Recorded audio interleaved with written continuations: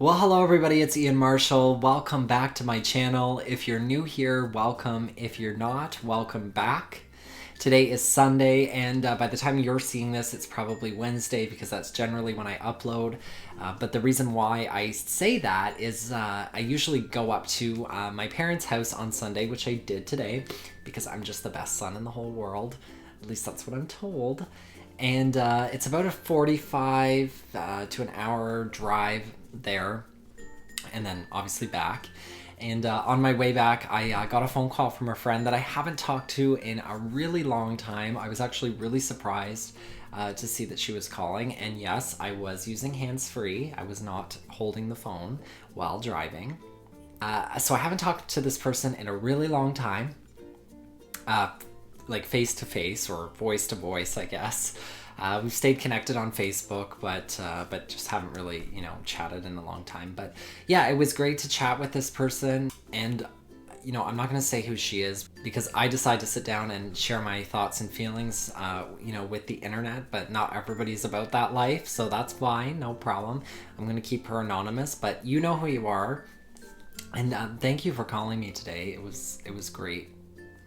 Chatting with you. The reason for her call was, she's going through a pretty rough time right now. She's recently separated from her boyfriend, I think of about 5 or 6 years.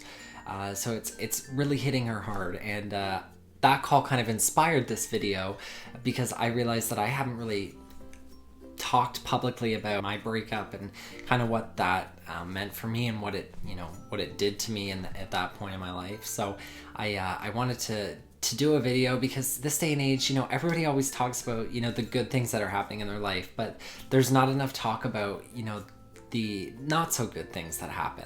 I remember when I was going through this myself, I did a lot of searching on the internet and YouTube. I was really hard pressed to find a video that I could connect with and relate to about my situation. So my hope is that somebody who's going through, a breakup or a hard time in their life, or maybe they've gone through it already and they're, in the limbo period, that that person can connect with this video and hopefully it helps somebody out. And then I've done my duty. So if you'd like to hear my story and, see what life is like after a breakup, then keep watching this video.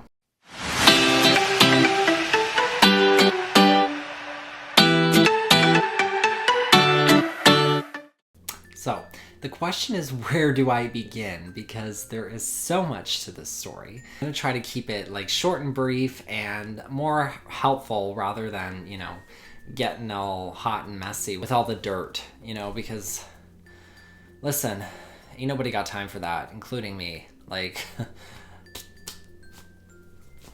Okay. Shake those willies out. Basically, in a nutshell, I was in a relationship for 7 years, which is a really long time for somebody my age. It was most of my adult life. So I went from living with my parents to pretty quickly moving in to a house to be in this relationship. So I went right from, being in a nuclear family dynamic to, another family dynamic, I guess, with dogs and all kinds of stuff. So when that ended, when the relationship ended, I don't even know what the proper way to say it, when the relationship ended, when it broke down, when it shut down, when it went kaboom, when it failed, when it canceled, I don't know, when it finished. Obviously I took it extremely hard.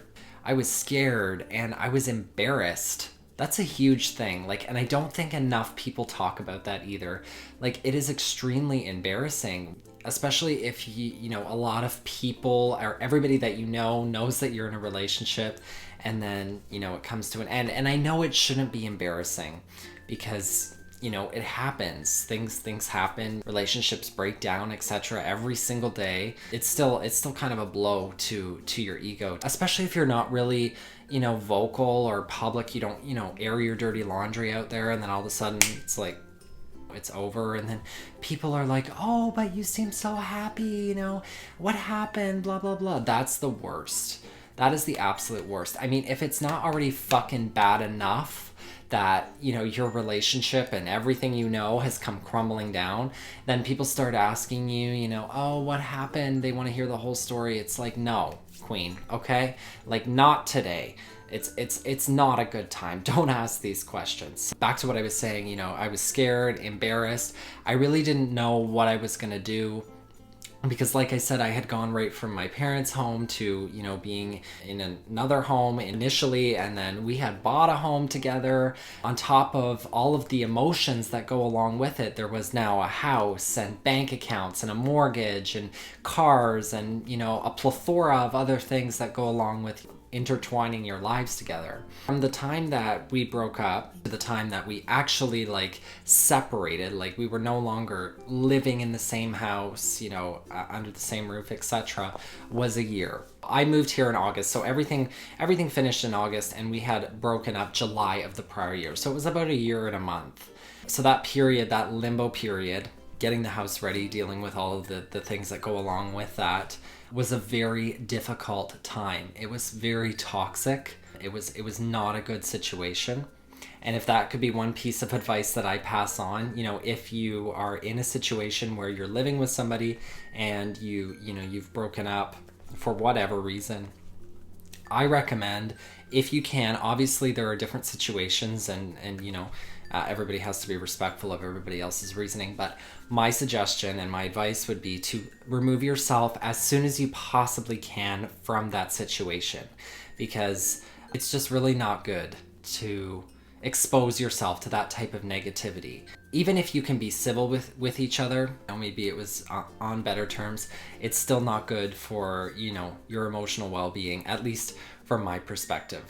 Like I was saying, you know, I was in the house living under the same roof for the 1 year after, and I spent a lot of time in my bedroom in this bed. Obviously not here because I'm in my new place, but in this bed, I ate my dinner in my bedroom. I slept in my bedroom, obviously. Like, I was just in there constantly from the minute I got home to the minute that I left. And that was very, very unhealthy. I kept it very dark. I was, you know, it was just so not good. And I look back on that now, and I can't even believe that I was a functioning human being during that period. And the fact that I wasn't so depressed, you know, like I was depressed, but I mean like so depressed that I could even function, because that environment and it's staying in that bedroom, it was just so bad. There were so many things wrong with that situation. Pretty much, I wouldn't say right away, but probably like a month after, I started putting myself out there. I think it was mostly just the loneliness that was really getting to me, so I wanted to, you know, connect with another human being. I started hanging out with this nice guy. We spent a lot of time together, and we were traveling. I don't know if he watches these videos, but if he does, you know, like, I'm not going to say your name, but thank you for, you know, being there for me in that point in my life, even though, you know, obviously it didn't work out and whatnot, but I still appreciate the fact that you were there for me. And I don't know if you even realized how much you helped me through, you know, that part, but thank you if you're watching, and if you're not, thank you anyway. I'm still grateful regardless. In addition to spending time with him, I also really immersed myself in a lot of things that I could kind of use to detach myself from real life, I guess. I got really involved in reading books. Some, you know, great shows on Netflix. Grey's Anatomy literally saved my life. I mean, I watched every single episode. There were a lot of seasons, and that show literally like took me through my whole breakup. Like the worst part of my breakup, that show was there for me. I will always have a special like attachment to that show. In addition to the books and the TV shows, I also really immersed myself into YouTube, which is obviously something I'm really passionate about. I connected myself to you know, a lot of content creators and influencers who I could connect with and find similarities with. Again, another piece of advice, another recommendation is try to find hobbies or videos or shows or books or people, whatever can make you happy in that period. So after all of that, springtime came around. Started getting the house ready to go up for sale. I was so lucky that it went on the market. It sold like literally in one day. It was sold, it was done. I had purchased a place at my condo. I'll put the link to my condo tour down below so you can take a look at that. I had purchased that actually before my old house had sold. So I knew in August that I was moving into my own place and whatever. So that was great. The 3 months after, well, what was it? It was, yeah, I think it might have been, I can't remember if it was 60 or 90 days, but the period between when I sold and when I was moving was very long, or at least it felt very long. Obviously, like my house it had staged furniture and it like rented furniture. So all of that was removed after it sold. And so it was very empty. And then also I was there alone because he had moved out at that point. So that period was very long, packing up, the remaining stuff and etc. But then I moved into my new condo. Once I did that, realized that I was feeling so much better. That's why earlier I said, get yourself out of that situation as soon as you can, because I wish that I had done that so that I could start living again and, reminding myself of the things that I enjoy and getting back into hobbies such as this, like, sitting in front of a camera and recording videos for people all over the world to see. Like, I can't even believe how far my videos reach. There's like obviously a back end for YouTube and you can go in and look at all kinds of different statistics. And I have people viewing these videos from literally all over the world. This all goes back to, getting into your own space and getting comfortable with yourself again. They say like you can't love anybody until you love yourself, right?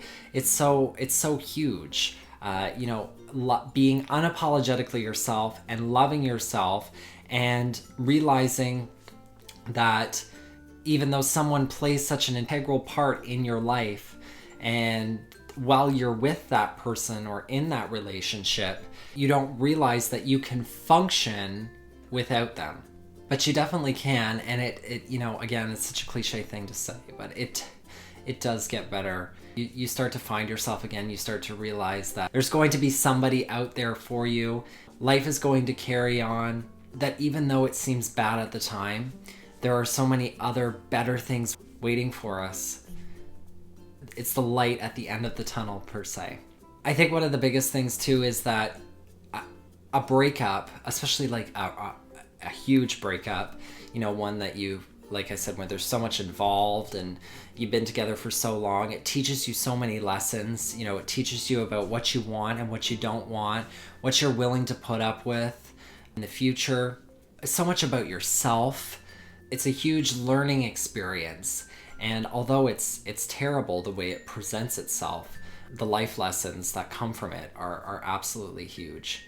At the end of the day, it's not going to be better just like that. It's going to take some time. That person is still going to be on your mind all the time.